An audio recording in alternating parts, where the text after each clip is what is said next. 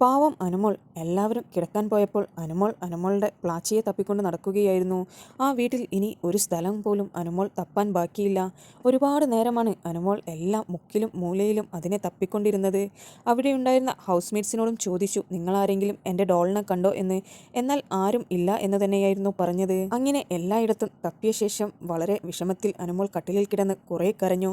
കാരണം ഇന്ന് മൊത്തത്തിൽ തന്നെ അനുമോളുടെ ഡേ വളരെ മോശമായ ദിവസമായിരുന്നു. അതുകൊണ്ട് തന്നെ പ്ലാച്ചി കൂടി ഇല്ലാതെയായപ്പോൾ അനുമോൾക്ക് സഹിക്കാൻ വയ്യ. ഒരുപാട് സമയം ബിഗ് ബോസ് ഒന്ന് കണ്ടുപിടിച്ച് തരുമോ എന്നെല്ലാം പറഞ്ഞ് കട്ടിലിൽ കിടന്ന് വിങ്ങി വിങ്ങി കരയുകയായിരുന്നു. എന്തൊരു കഷ്ടമാണ്, ആരാണ് ഇങ്ങനെയൊക്കെ ചെയ്യുന്നത് എന്നെല്ലാം പറഞ്ഞ് പിന്നീട് സ്റ്റോർ റൂമിൻ്റെ ബെല്ലടിക്കുന്നത് കേട്ട് അനുമോൾ ഏറെ പ്രതീക്ഷയോടെ ഓടിപ്പോവുകയായിരുന്നു. എന്നാൽ അവിടെ ഒരു പേപ്പർ മാത്രമായിരുന്നു. എത്രയും പെട്ടെന്ന് ഭക്ഷണം കൊണ്ടുവന്ന പാത്രങ്ങളെല്ലാം തിരിച്ചു വെക്കണമെന്ന് പറഞ്ഞ ഒരു നോട്ട് മാത്രമായിരുന്നു അവിടെ ഉണ്ടായിരുന്നത്. വളരെ നിരാശയോടുകൂടി അനുമോൾ തിരിച്ചു മടങ്ങി. എന്നിട്ടും പലയിടങ്ങളിലും പ്ലാച്ചിയെ തപ്പിക്കൊണ്ട് നടക്കുകയായിരുന്നു.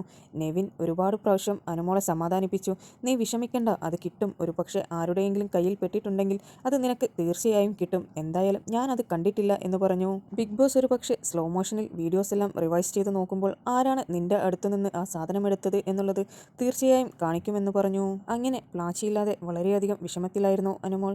ഒരിക്കൽ കൂടി സ്റ്റോർ റൂമിൻ്റെ ബെല്ല് റിങ് ചെയ്തു. അനുമോൾ വീണ്ടും ഓടിപ്പോയി. ആ സമയം പ്ലാച്ചി സ്റ്റോർ റൂമിലുണ്ടായിരുന്നു. വളരെ സന്തോഷത്തോടെ അതിനെ എടുത്തു വരുന്ന അനുമോളെയാണ് പിന്നീട് കാണാൻ കഴിഞ്ഞത്.